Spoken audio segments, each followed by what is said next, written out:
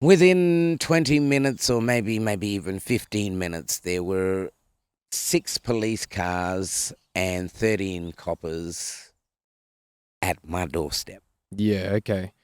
And so I remember, so we've been to court a couple times now. I was a witness in Whanjulla's court cases that's been going on since then. And I saw some of the footage that was captured on one of the police officers' recording camera. And as I see them walk up to him, Whanjulla's just sitting there, you know, pretty chill like he is right now, just like hanging out. And yeah, being very friendly with them. And but then they weren't listening to you, and you were talking with them and explaining what you do, and then they started to assert themselves and impose themselves rather, perhaps. Yeah, And yeah, and so maybe do you want to elaborate a bit on what that was, because obviously not everyone will be able to see the footage. yeah. So when they approached, and I get quite intimidated. And who wouldn't, with like 13 police officers and 6 police cars, wasn't it? Brother? Thereabouts. Yeah, It was a lot. yeah. Yeah. And this is a generational thing, bro. Mm. It's not something that is just happening to me. It's happened to my mother. It's happened to her mother. It's happened to all my people for at least 4 generations. Persecuted and hounded. Mm.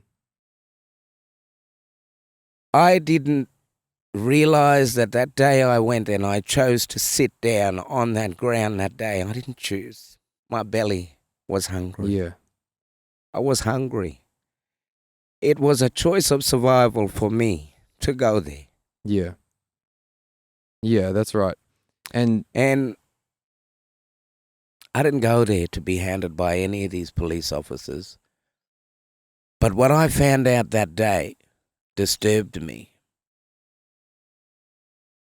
As I mentioned in the start of this film or this interview, I'm a proud Bolkaman man. And what had happened on that day wasn't no coincidence, I don't think. Because on that very day was the same day that the $30 million of compensation from the police's actions towards my community members several years prior started to hit the banks of my community members. Mm. I knew nothing of the sort until later on. Till later on, after all of this that happened. Mm. A strong Burkaman man, standing his ground, holding his sovereign space. Let's attack him. And I was attacked within 20 minutes of setting up my stall on that day. They wanted their pocket money back. They wanted their lunch money back. Mm. I never asked to be born into this. I never asked to be who I am. Never even asked to come out of my mother's womb and to be the child of a firstborn of a long line of firstborns, born into a long fight for freedom. 233 plus years today. I'm 40. Born into this fight 40 years ago, not knowing what was going on or anything like that. Mm. That day set off a motion of events where I had been shifting and moving. Actually, it started the day before, as you see or a week before, where I had explained to the police officers that you moved me out of the city only just a week ago. That's right. Yeah. So it started before that. What was the reason for them wanting to move you out of the city Because again? somebody else came into my space and started hurling abuse at me. And I picked up my rod and I went, get out of my space. And I drew the line in the sand with my stick. And I said, this is my sovereign space, do not come in it. Mm. This is the only piece of land I have. for me to do what I can do, to support me, to sustain myself. Culture is about adaptation. It's not about being stagnant. The rivers of water and the connections flow through the land, just like culture. You can't stop culture. Culture is about adaptation. I want to bring our mob into the future. I don't want to take anybody back into the dark ages, but I want to also be independent and free while I'm doing that, and not tied to a system that does not work. So as I said, that rolled on for many, a year and a half to right this day where we sit today. Was the last court sitting or hearing this morning. I call foul play on it all. Well, first and foremost, mine is, well, how do you have consent to apply your law to our peoples? First and foremost, because you were asked to get consent, I would like to see a signed document of that consent from my people, my elders, especially my bloodline, to prove that you have power and attorney over me and jurisdiction. If you can't, then this is why I'm writing a letter. I've come to the point now we've gone through all of the discussions. They have added charges. They have taken charges. They were, given evidence. They've removed evidence, all of this stuff. Some of their statements don't even match what they're saying. Like, it was all because there was a fire, but there was no flame to be seen on any evidence. I'm saying, no, I'm not lighting fires. I'm doing a smoking ceremony. There is no flame. No evidence states that or sees that there is a flame in any of it. You can see smoke bellowing from my tin, but you cannot see a flame. So straight away, all their language and all their evidence was fraudulent. You mean from what I can see? The police's statements and testimonies against me, The ones that arrested you on the day, their testimonies were...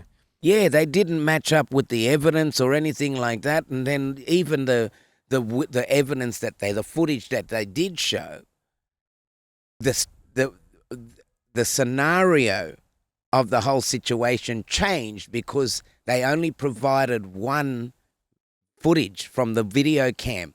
Out of 6 people they're saying that was there, they only provided one footage. And we didn't even see any CCTV footage either, did we, on that incident? And I truly believe because other footage would have caught them out in their own lies, because there was more than 6 officers on the scene that day. There was more than 6 police cars, or 3 police cars, as they said, on the scene.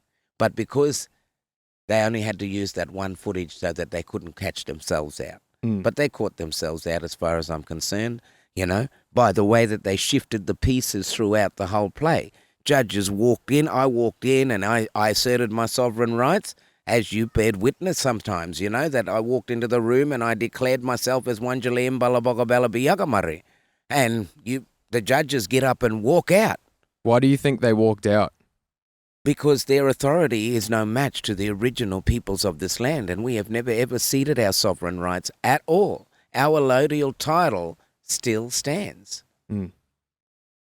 And this is the reason why they're taking off, is because they don't know. One of the judges said, I need to deal with this because I'm worried about my staff. He wasn't talking about the human beings working under him. He was talking about a rod of law that was given to him when he completed Western law practice. I got a rod of law too, and it belongs to the law of the land. So he was afraid that my staff would shatter his staff. So he had to deal with the situation. So and the only way they can deal with the situation is to get up and try and change their own jurisdiction by walking out, hoping that I don't know what they're on about or what they're doing. But I do understand the process of their court systems. And not once have they walked out, twice, and walked back in the room the 3rd time so that I can sack the judge. Because the judge then walks in as the priest. on the third time. There's a whole lot of legal jargon and information that I like to share a bit further down the track.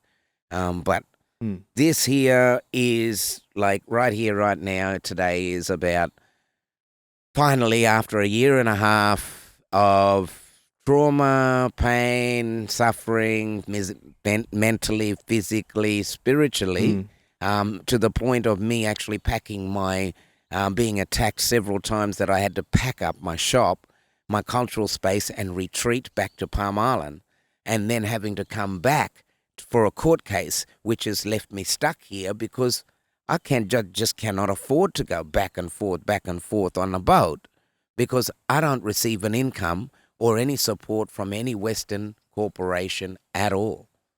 So I've had to stay here. I've been stuck here for 6 months since June. Yep. And we're now nearly at the end of December or mid-December. And I've been stuck in here the whole time to deal with a corporate body that is running illegal business in my homelands. Yeah, okay.